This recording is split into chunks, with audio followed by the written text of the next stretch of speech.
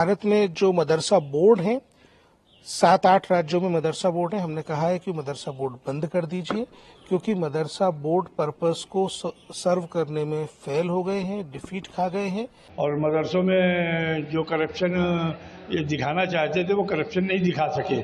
सिर्फ और सिर्फ राजनीति है, सिर्फ और सिर्फ टारगेट है। लेकिन हमारा भारतवर्ष ऐसा है जहां देश के नागरिकों को देश के नागरिकों से लड़ाने का काम किया जाता है। मुल्क को मुल्क के लोगों से लड़ा करके ये क्या साबित करना चाहते हैं, हमारी समझ से बाहर। ये फंडिंग बंद कर देना चाहिए, मदरसा बोर्ड डिसबैंड कर देना चाहिए।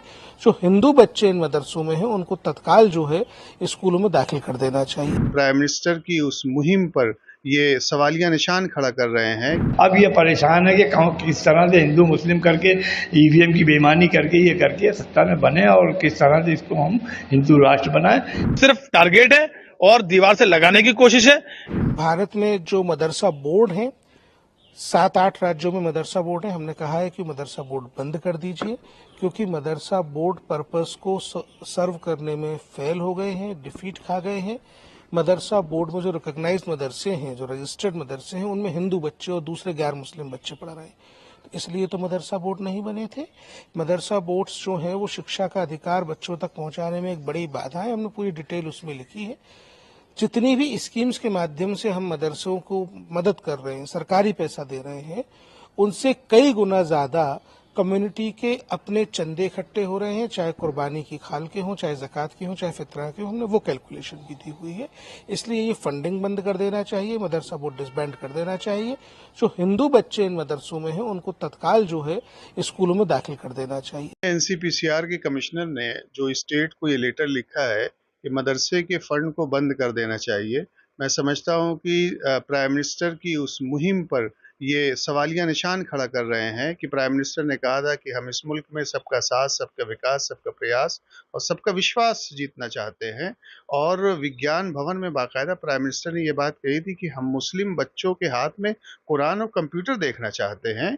और अभी आपने देखा होगा कि एक बहुत बड़ा खुलासा हुआ है कि महाराष्ट्र में बीजेपी सरकार ने बाकायदा तौर पर मदरसों के आधुनिकीकरण के लिए एक बहुत बड़ी रकम बाकायदा रिलीज की है। जो पहले 700 करोड़ थी, अब वो 1000 करोड़ कर दिया। जिन लोगों की तनख्वाह मदरसों में 6000 थी, उनको 10,000 और बढ़ा दिया। तो मैं समझता हूं कि सरकार अपना काम बहुत से अच्छा कर रही है, लेकिन कुछ लोग सरकार की नीयत और नीति पे कहीं ना कहीं ब्रेक लगाने की कोशिश कर रहे हैं। लिहाजा सरकार को चाहिए कि मदरसा मॉडर्नाइजेशन की तरफ जो उसका तरीकेकार है वो आगे बढ़ता रहे। सिर्फ और सिर्फ राजनीति है, सिर्फ और सिर्फ टारगेट है और दीवार से लगाने की कोशिश है। मैं पूरी दुनिया का विश्लेषण करने के बाद ये बताता हूं कि हर जगह अकलियतों को, अल्पसंख्यकों को मोटिवेट करने के लिए नई नई स्कीमें लॉन्च की जाती हैं, उनको बढ़ावा दिया जाता है। लेकिन हमारा भारतवर्ष ऐसा है जहां देश के नागरिकों को देश के नागरिकों से लड़ाने का काम किया जाता है। मुल्क को मुल्क के लोगों से लड़ा करके ये क्या साबित करना चाहते हैं, हमारी समझ से बाहर। मदरसों की वास्तविक स्थिति, बजाय हुकूमत उनको फंडिंग करे, हुकूमत उनको लैपटॉप दे, कंप्यूटर दे, मॉडर्न एजुकेशन कैसे हो उसके लिए फोकस करे।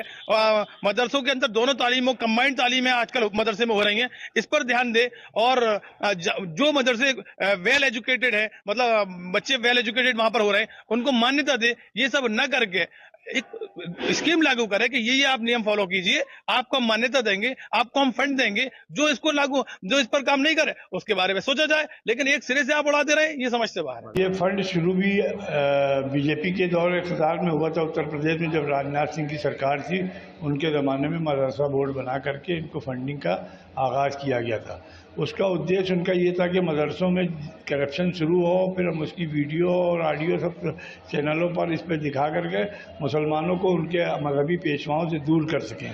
क्योंकि उसमें फेल हो गई सरकार और मदरसों में जो करप्शन ये दिखाना चाहते थे वो करप्शन नहीं दिखा सके।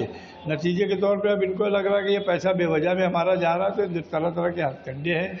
जब हिंदुस्तान में संविधान के अंदर ये कहा गया है कि हर व्यक्ति 14 साल तक के बच्चे को जो है बेसिक एजुकेशन देना जो है कंपलसरी है, वो आज तक व्यवस्था न किया। और उसी में मुसलमानों की या सिखों की या ईसाइयों की या दीगर मजहबी लोगों की अपनी मठ और मदरसे चलाने की व्यवस्था है।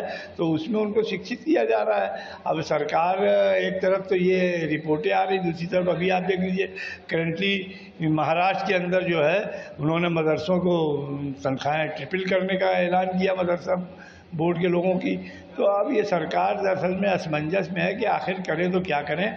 इसको जो हिंदू राष्ट्र का 100 साला ख्वाब था वो अधूरा रह गया है। उस ख्वाब के लिए सारे ताने बाने बुने गए थे, वो ताने बाने हिंदुस्तान के बाबा साहब भीमराव अम्बेडकर के संविधान ने इनके चकनाचूर कर दिए हैं और दलित समाज बड़ी तादाद में जागरूक हो गया है। अब ये परेशान है कि किस तरह से हिंदू मुस्लिम करके ईवीएम की बेईमानी करके ये करके सत्ता में बने और किस तरह से इसको हम हिंदू राष्ट्र बनाएं। इसी पे इनकी ये परेशानियां हैं, ये सब खेल उसी का है।